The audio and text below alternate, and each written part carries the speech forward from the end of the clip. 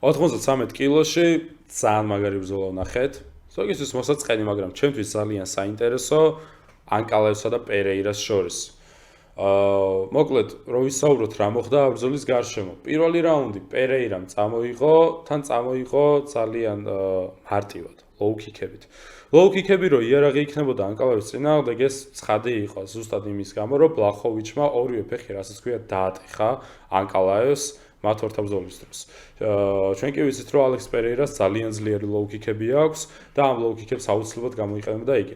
უბრალოდ ამ ბრძოლაში იყო ერთი ფაქტორი, რომელიც ძალიან ბევრს თვალთახედვის არიდან გამორჩა. ანკალევი არის მემარცხენე, ხოლო პერეირა მემარჯვენე. კი, პერეირას იმდენი კიკბოქსინგის მატჩი აქვს გამართული, რომ ზეპირად იცის საციას როგორ ებრძოლოს, თუმცა მემარცხენე მებრძოლი შენს მეტოქედ, როდესაც არის ყოველთვის გამაღიზიანებელია. აქ მიდის განსხვავებული ფუტვორკის და ხელის ბრძოლა. მარტივად რო ავხსნათ, აუცილებელი არის, რომ როდესაც შენი მეტოქე მემარცხენე არის, მისი წინა ფეხი შენს ფეხებს შორის მოიქციო, რადგან შენი სამიზნე უნდა იყოს შენთვის უშუალოდ ცენტრში და შენი თითოეული დარტყმა უნდა ხდებოდეს მას ზუსტად ცენტრში. ეს ფუტვორკის ბრძოლა ამ ფუტვორკის ბრძოლას თავდაპირველად პერეირა იგებდა პირველივე რაუნდში და სწორედ მაგიტო ახერხებდა, რომ ეს აუთსაიდ ლოუ-ქიკები მარცხენა ფეხით მარტივად შეესრულებინა ანკალევის წინააღმდეგ. პირველი რაუნდი დათმო ანკალევმა და იმასაც მიხვდა, რომ როდესაც ფეხის დისტანციაზე იდგა, ბრძოლას აგებდა. შესაბამისად, მან შეცვალა სტრატეგია. რა გააკეთა? ძალიან ჭკვიანური რამ. კრივის დისტანციაზე გადაიყვანა ეს ორთა ბრძოლა.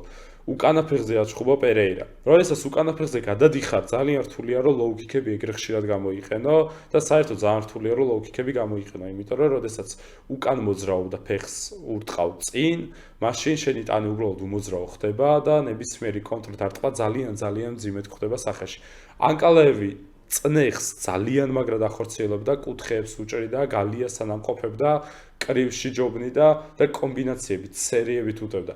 პერეირა არ არის მებრძოლი, რომელიც სერიებით შემოგიტევს. პერეირა არის კონტრდამტყველი, რომელიც ერთ ძალიან მძიმე დარტყმაზე დაგიჭერს ხოლმე და დაგანოკაუტებს.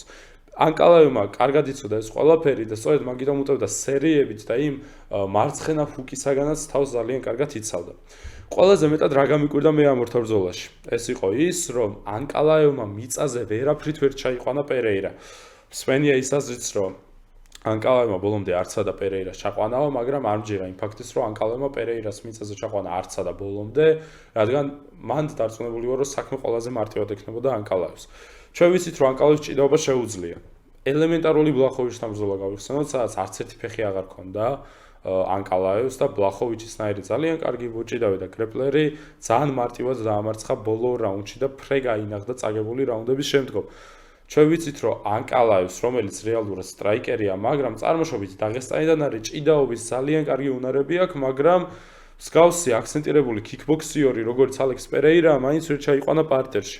თუმცა ეს მას არ დაჭირვებია, დგომში მოუგო რეალურად ბრძოლა ერთი რაუნდის გარდა, რომელიც იყო მეოთხე რაუნდი და სადაც გალია გამოიყენა მან.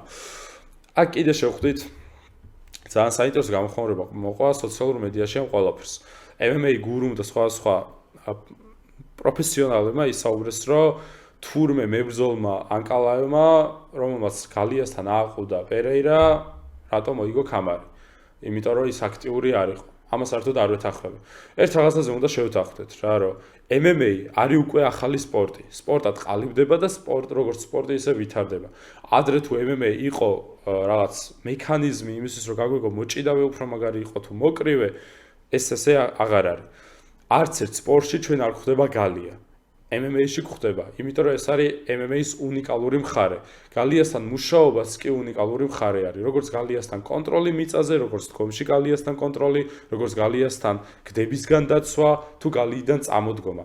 გალია ერთვება MMA-ში და გალიის სწორად გამოყენება კი ძალიან მნიშვნელოვანია. ანკალევმა ძალიან კარგად გამოიყენა ეგ და მას არაფერს არ უკარგავს. Cage კონტროლი ქონდა ძალიან კარგი. მერაბ დვალიშვილსაც არაერთი ბრძოლა მოუგია ამით და კამარუ უსმან კი სატიტულო ორთა ბრძოლა კი არა, მთელი მისი პრაიმის კარიერა გალიასთან კონტროლით ასე ვთქვათ გაიკვალა. შესაბამისად, ის არგუმენტი, რომ ანკალევს ეს მოგება არ ეკუთვნოდა, ძალიან უარყოფილია ჩემი მხრიდან, როგორც მინიმუმ. რა შეიძლება მოხდეს ახლა შემდგომ? მიდი საუბრობ იმაზე, რომ რემატჩი ჩაინიშნოს და ჩემი აზრით ჩაინიშნება, არა იმიტომ, რომ ჩამა იმსახურებს. არამედ იმიტომ, რომ ორგანიზაცია UFC ალექს პერეირასთან ვალშია. გასულ წელს რამდენი ივენთი გადაარჩინა ალექს პერეირამ. ჯერ UFC 300-იც გადაარჩინა, შემდგომ მაკგრეგორის ბრძოლა ჩაიშალა, იქ კარდის გადაარჩინა. მოკლედ, კომპანიმენარი ალექს პერეირა დანა ვაიტს ძალიან ბევრჯერ უჯიგრა და დარწმუნებული ვარ, რომ დანა ვაიტიც ახლა ძალიან მაგრად უჯიგრებს. დროს მისცემს, რომ რაღაც კარგად მოემზადოს ანკალაევისთვის და რემატჩიც აუცილებლად ჩაინიშნება.